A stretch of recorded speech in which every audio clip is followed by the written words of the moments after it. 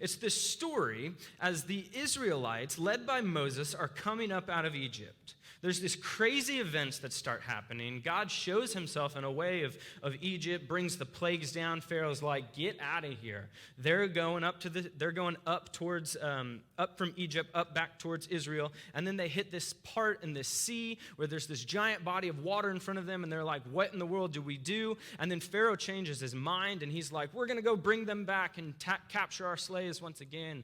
And all the people are freaking out. And Moses is like, hey, be calm. It's all good. He takes his staff and then goes into the water and puts his staff into the water. And then the Red Sea just completely parts and the Israelites pass safely and the Egyptians are washed away. And so they're walking through this desert and they're continuing their trek. And they come to this point between Egypt and Israel of the peninsula that we know as Sinai. And so they stop at this mountain. And at this mountain, God is basically like, hey, I'm going to show myself to you guys, reaffirm all of you. At this mountain, I'm going to give you the blueprints and the directions for how, when you go up and reclaim the promised land, when you walk in, when you become a nation, after all that, I'm going to give you the blueprints right now about how you're going to go about doing that, how you're going to go about being my people and I being your God. And so they're at this mountain, and God's giving them absolutely everything they need. He gives them food from the most bizarre ways. He brings in quail and manna and bread in the midst of a dry, barren desert. He shows them that there's water. He brings water miraculously from a rock. I mean, these people have every sign, every wonder, every sustainable need that they could ever possibly have from God. And he's shown them time and time again that he cares about them. He loves them. And so it comes time for Moses to get the Ten Commandments, to get this direction of where God is going to take them as a people. And so God calls all the people. He says, there's this one mountain, the mountain of Sinai. It stands higher than all the others. And he's going to call the people towards the mountain. But he tells them, hey, I just want you to sit at the mountain. Sit at the base of it. Don't go onto the mountain, because my glory, myself, I'm going to be all around this mountain. And your frail little bodies, it's going to be way too much for you to handle. So don't come onto the mountain, or you're going to be no good anymore to this life. And so they sit at this mountain, and God speaks to all the people.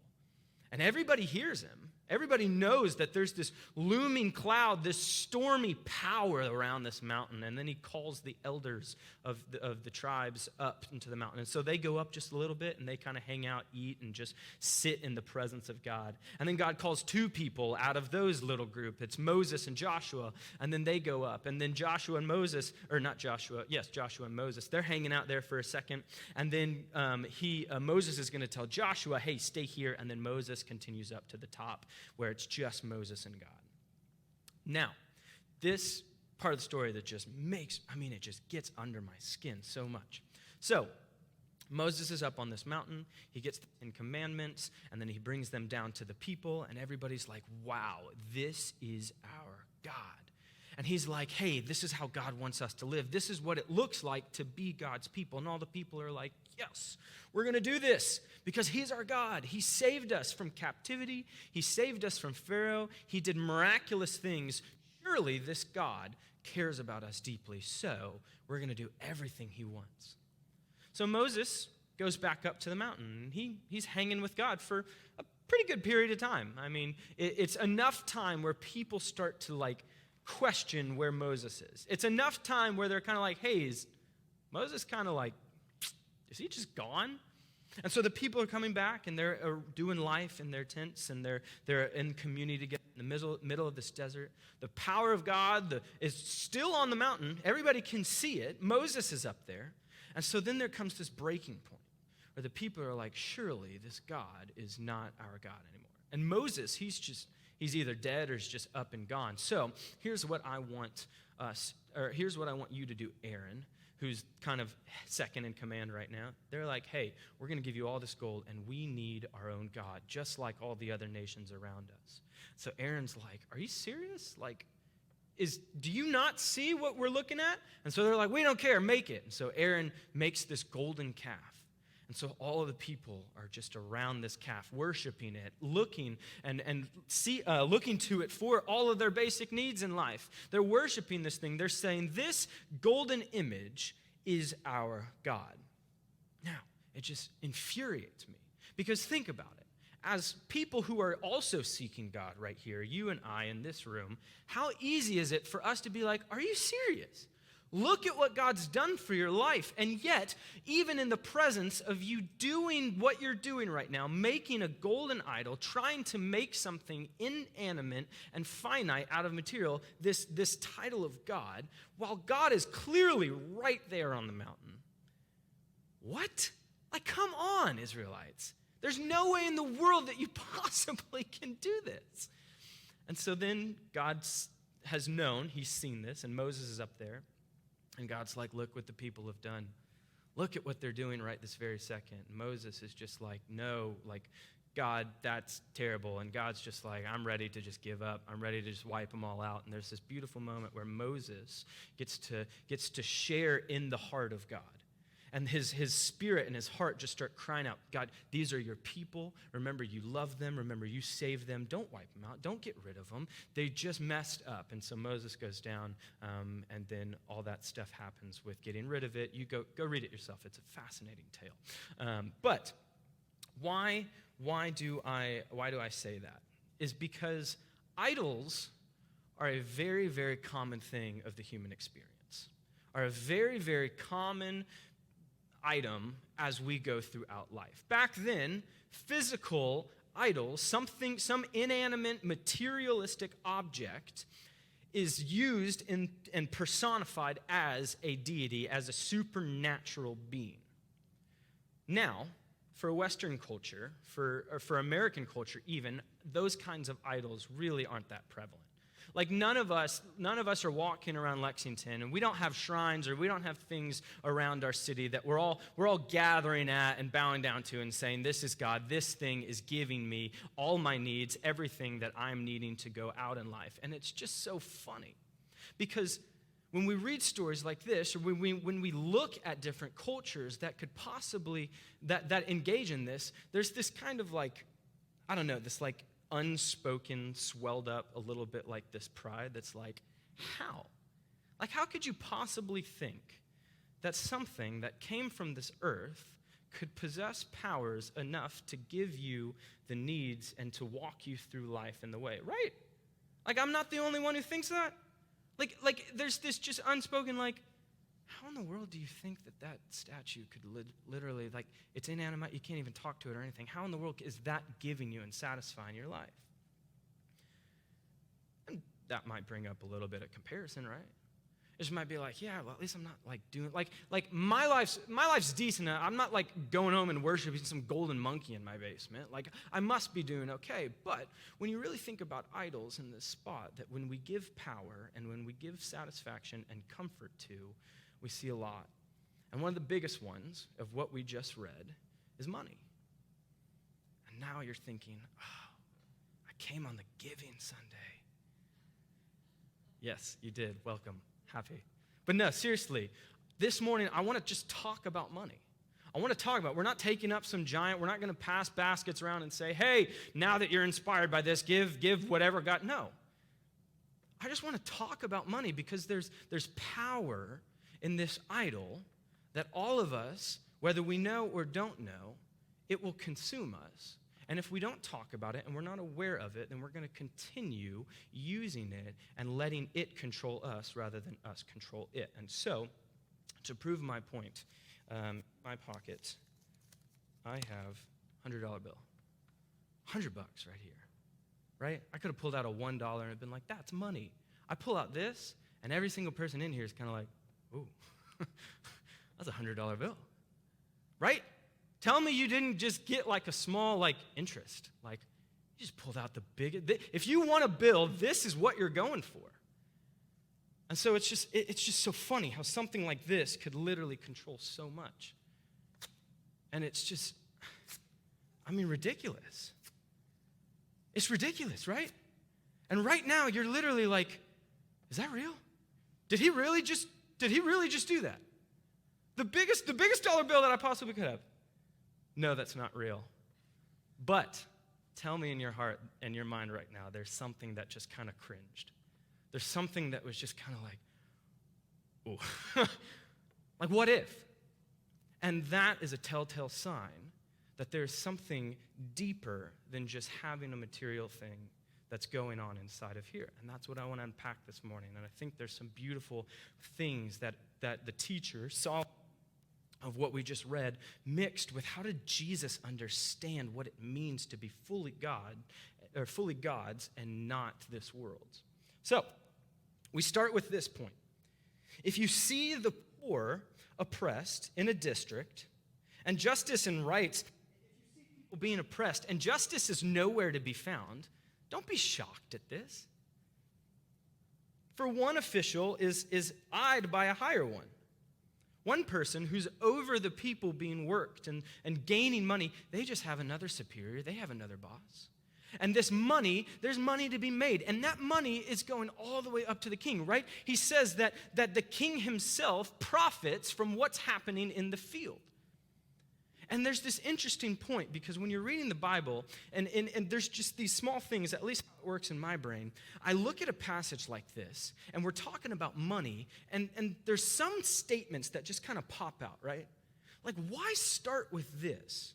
Like, if we're talking about how money's bad and how money, is to be steered away from money, why start with talking about civil and social unrest? Why talk about this? Why say, hey, don't be shocked when you see people being oppressed by workers and bosses and everything like that? And I think it's interesting because it really does get at the heart of it. What the teacher's doing is he's not just saying, hey, let's talk about this thing. Let's talk about what's behind it. You see, what this text is saying and why he starts with this is that there's an aspect of money that will give the owner or user power that can corrupt and create social rifts. There's an aspect to money that will corrupt the very heart and the very nature and the very personality of who we are, and it will create social rifts. Don't be shocked by this. Have you ever thought about it this way? You ever gotten something new? Whether it be a house, whether it be a car. It might be even something as simple as a new pair of pants, right? All of us love a new pair of pants. You're in the store and you're like, hey, I need a new pair of pants. Whatever your pant fashion is, track with me here. Whatever that is, you're going, you're trying them on, and you're like, whoo, I look good, right? There's this thing that kind of swells up inside you. Why would I go buy a new pair of pants? Well, yeah, I might need a new pair of pants, but also what I'm going to buy, I'm using to give me satisfaction, right? I'm buying a pair of pants because they might look good. They might make me feel a certain way. There's something about this pants that are just, man, they give you kind of a little puffed up, like, yeah, I feel good, right? Like I'm looking at myself. And then you're feeling confident, you're walking out, and then you see somebody who doesn't have that good a pair of pants as you. And there's this small thought in the back of your head that's just like, I got my new pants on. They don't have that kind of good a pair of pants as I do. But hey, I got new pants, so we're all good. You see, what it does is that wealth is going to start creating social rifts. And it's the smallest things. Because when I feel good, or when I am obtaining to a spot of wealth, there's this divide that will cause, and it's the smallest thing. Even a new jacket or a new something will start creating these thoughts of, I'm a little bit better, right? I feel better, and then it just starts to seep into everything. As something as simple can start creating these social rifts, and that's what the teacher is getting at. There's something about riches, there's something about wealth that will start elevating you to a false elevation over other people. It puts a divide between you and somebody else, that you might think you're better, more in power, more in control, and so hence have superiority and authority. But it's a false reality. And so we shouldn't be shocked at how money corrupts and how money will give people this platform or elevate and move our social society in these like ups and downs. We shouldn't be shocked by that. Because there's something supernatural, there's something powerful about wealth that can get in here and just completely mess it up. And then it will end up dividing us from who we're really supposed to be with and around, which is people. That's why Jesus says you can't love God and money. You can't. It's impossible.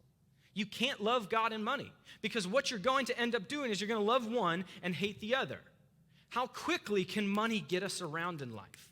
And if you've been a Christian or if you've been following God or trying to navigate your life through this lens of, all right, my life is God's now, how frustrating is that sometimes, right? I can go spend this materialistic thing and get exactly what I want today. I mean, Amazon Prime can get it to you in like one day, but I mean, that's a price we're willing to pay, right? It can get satisfaction right this very second. And then we move into the sphere of following God and how slow and how tedious and how painful at times is following God compared to this. And so when he's saying you're going to end up loving one or the other, what is our natural inclination? We're going to go with what satisfies us right this very second. And so that's why he's saying you can't love them both, not because it's super sinful or it's this thing that God warned about. No, what he's just simply saying is that it's not that you shouldn't, which you probably shouldn't, but you can't. It is impossible. It is a fact to not be able to love both things at the same time. Money is going to steer you away from God because what those two realities bring is that money is going to bring us this love of ourselves. God is going to bring us into a different kind of wealth. God is all about people. God is all about himself. And what money is going to do is going to drive us to the very depths of the inside of ourselves. And we're going to sit and we're going to stay there. And when we come to this conclusion of, all right, God might be wanting to talk to me and God might be wanting to shift my focus on how this idol might be captivating me, we're walled up, we're guarded, and we create in ourselves this fortress that God can't get in and we won't let out.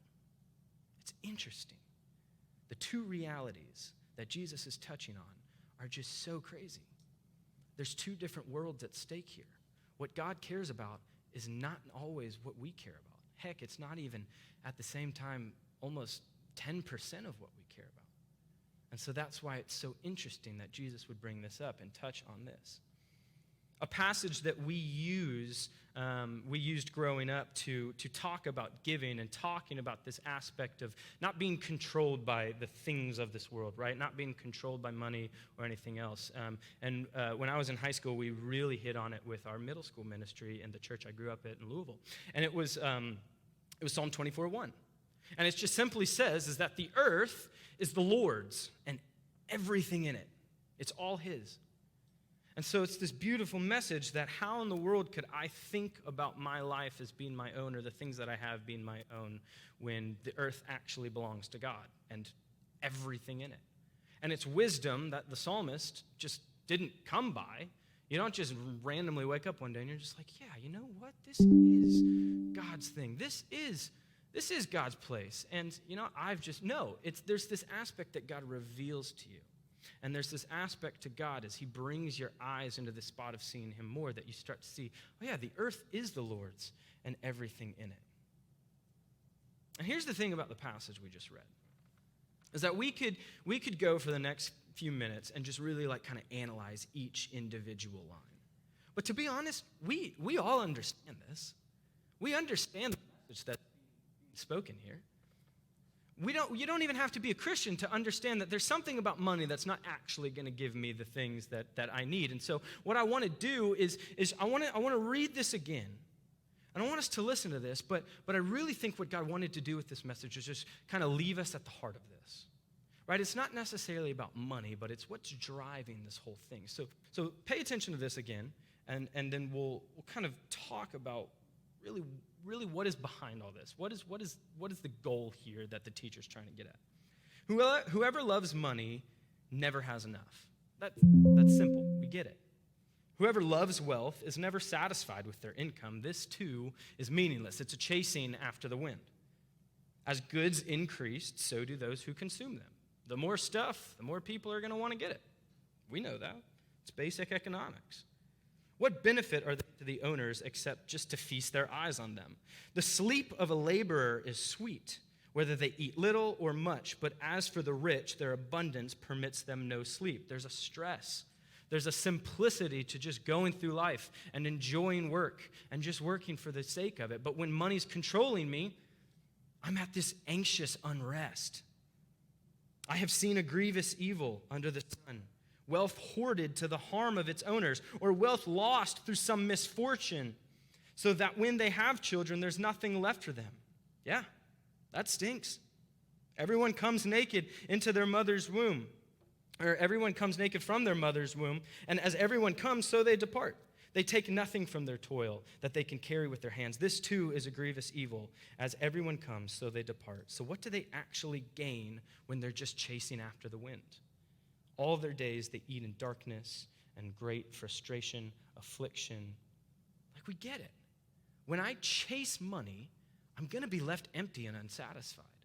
That's not necessarily a biblical message. That's just common sense. That's just experience. If any of us have ever spent something on something new, and then after a few weeks pass by, it's like, oh, that lost its shine. Now I need to go buy another pair of pants. Right? This isn't necessarily biblical wisdom. So what really is the God side? What is God bringing us into other than just understanding how emotions and desires work? Think about it this way. You're at a party. You're at a gathering, whatever that might be. And there's a lot of people there. And you're hanging out and you're having a good time and you're talking to people, you're engaging, and then you go into the food room, the lovely food room. And you see just 4 tables. I mean, we're talking just pull-out tables. 1, 2, 3, 4. Long tables. And the entire thing is just covered in food and drinks. And it's just an abundance to your heart's desire, right? How many of us love being in that spot when there's just this beautiful array of food and drink that I will never not be able to be satisfied here, right? I can come back and fill my plate again and again and again, and it's just never going to run out because the party was so well hosted and so well stocked that I don't have to worry in this mindset that, all right, I got to get what I need now so that I can go and enjoy myself. No, there's this beautiful abundance of everything is there for me, and I don't even have to blink an eye and think that it might be gone or that I might have to fight. And the story of the Bible is a lot like this. It's about an amazing God who creates everything that we see, who's this lovely host that hosts his creation in his world that he just made. And he tells them, hey, as you enjoy life, this is what I want you to do. I want you to work. And this garden that I created, I want you to tend to it. And as you work, as you go about bringing new humans into this and enjoying everything you see, you're not working for food. You're not working for payment. As you work, enjoy what you're working with.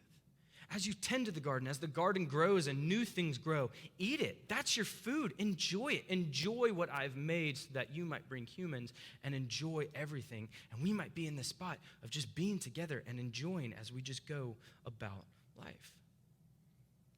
And when I'm in a place where supplies are great, there's this lack of worry, this lack of stress. I'm able to operate. I'm able to just live. And the story of the Bible follows suit, is that he creates these 2 human beings, and he has this vision for them.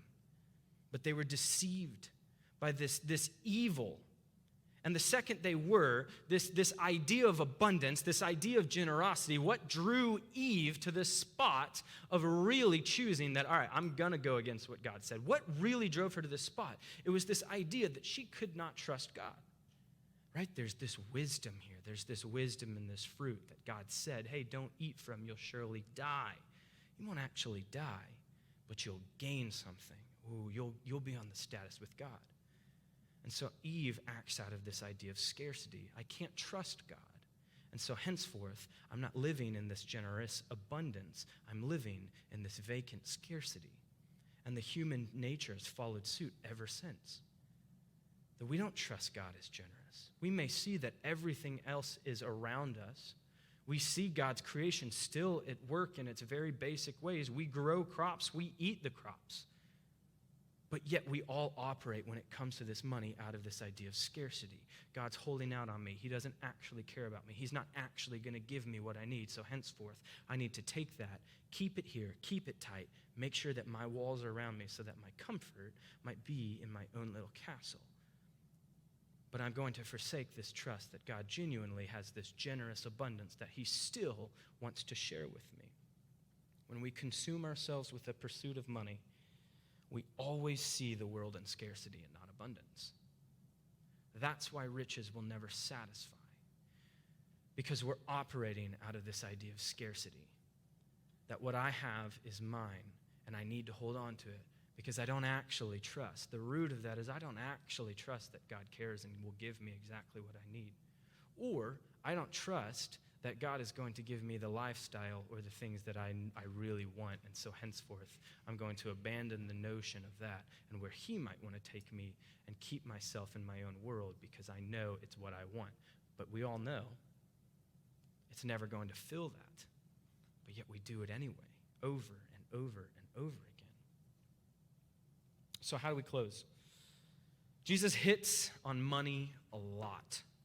He does. He hits on money quite a few times. And people are so dang concerned with it. And so why does he tell us this analogy? Why does he give us this image of, look up in the sky. Do you see the birds flying around? They're just enjoying themselves. They're doing what their nature is, to be a bird. Enjoy flight. Does God not give them everything they need? Does God not give them the seeds on the ground or the fruits or the worms in the ground? Does God not provide all of that for them? They don't worry. They're not over here storing up wealth. They're not over here storing up everything in their barns that they might have enough just in case. No, they're able to live and enjoy life. So if God cares about the birds and he sees them and gives them everything that they need, I mean, the life of a bird is so insignificant, but yet God, what Jesus is saying here is he cares about them enough. Just mindless animals. How many of us have ever found wealth in a pigeon? Probably none of us. If God cares about a dumb pigeon, does he not care about you, who is intellectually and emotionally capable of connecting with him, who he wants to bring you into his life and walk with you and lead you past this broken and corrupt world into something new? Does he not care about you enough? And the teacher hits on this again.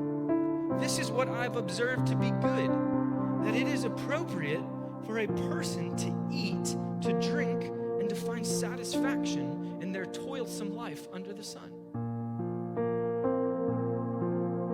God has given to a few, he's given us a few days of life. Moreover, if God also gives somebody wealth and possessions and the ability to enjoy them, he wants you to accept their lot and be happy in their toil. This too is a gift from God. Because when somebody understands this, and they're able to walk through life with everything that God's given them, they seldom reflect on the days of their life, because God keeps them occupied with the gladness of their heart. And so I asked this question last week, and I ask it again. Do you even enjoy life? Are you even able to enjoy it? Because that's the message that the teacher is going to give us over and over and over again. Do you even enjoy it? Or are these things that we all know are killing us and taking us away from life, are we just toiling over them over and over and over again?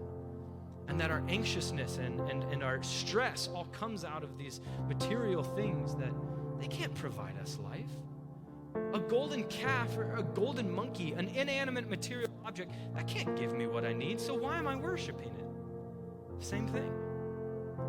How can a digital code or a piece of paper, an inanimate materialistic object, truly give me everything that I need in life? So here's the truth of the matter. We really can't love God in money. You can't.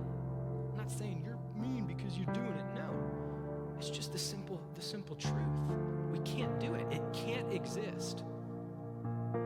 Christianity is not having good financial and business practices with Jesus morals around it, right?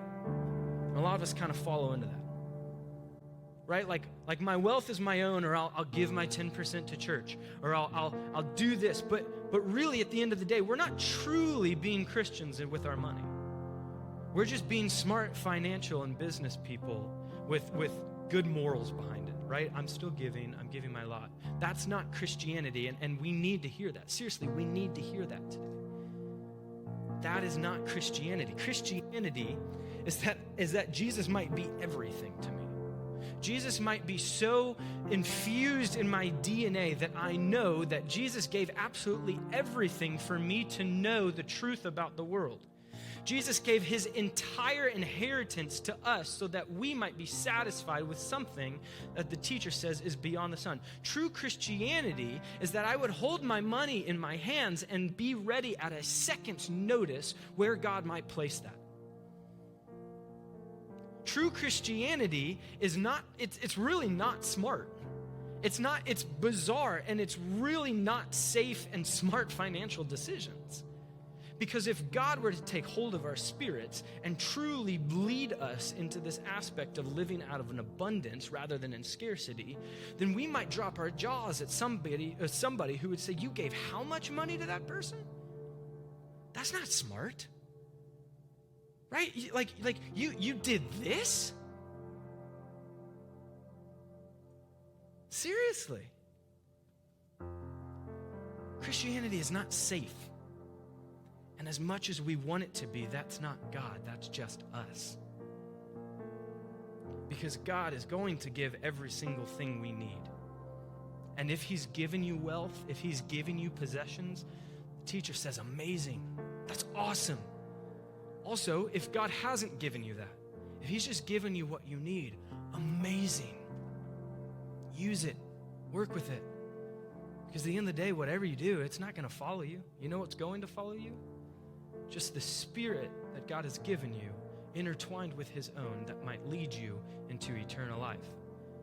Man, when did being satisfied become less than what I gain from what I wear and what I can have? When did the gift of living forever not become good enough? And I don't say that out of a judgment. Listen, I'd hug. I would do a group hug right now, all of us, if I could. But seriously, I want us to hear this because there is a life to be lived. There is life that's being taken away from us constantly by the idols that we put. And so if we're going to lean into truth, and we're going to lean into truly what God says, is that the earth is the Lord's and everything in it. And hear me say this. I don't care if you give to this family in this church. I really don't. Because God's going to take care of us. He's going to take care of all of this. I fully believe that.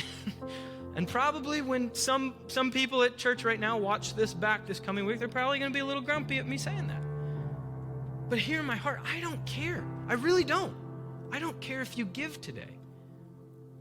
Because I would rather us understand and be free and to sever ourselves from this idolistic mentality and this fierce emotional connection from something that can do nothing for you in the long run. I'd rather us be a community that can walk around with a smile on our faces, even in poverty. I would rather us know our Creator and be satisfied and glad when God takes care of us in the most bizarre ways, or watch as somebody from our own generosity that God says, hey, I need you to give this person this, or this amount of money, or this time. And I would rather us find delight and such amazing satisfaction in watching somebody else come to this moment of, wow, you showed me that God truly is here and he's real and he cares. I would rather us understand our Creator than sit in this aspect of really not understanding God at all, killing ourselves as we try and scramble and keep our own wealth as we strive and toil over these next years that we have on earth.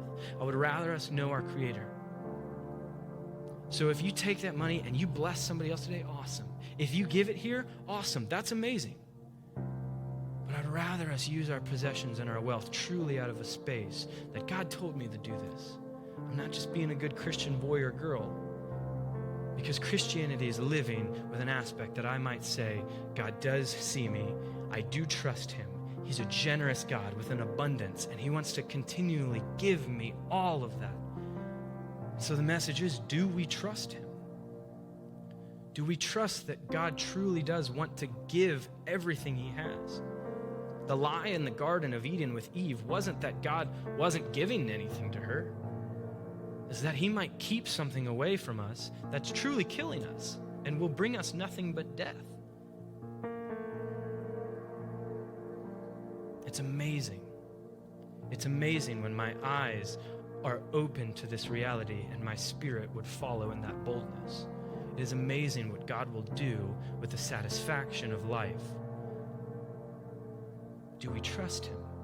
Are we bold enough to truly say, God has an abundance and he wants me to share in it? And when I'm sharing in it, and how Jesus said is the best way of life, is when I take this social hierarchy that I've stored up in myself and I put myself below somebody else, that I might enjoy my life and my toil in the simple things. And then Jesus reinforces that of saying, hey, when you not only enjoy life, how you best enjoy it is when you might be below somebody else and say, hey, I care about you. I'm no better than you. And we use exactly what God's given through his abundance, through our abundance, so that somebody else might share in that. That's true life. Are we bold enough to take it? Are we bold enough to try it?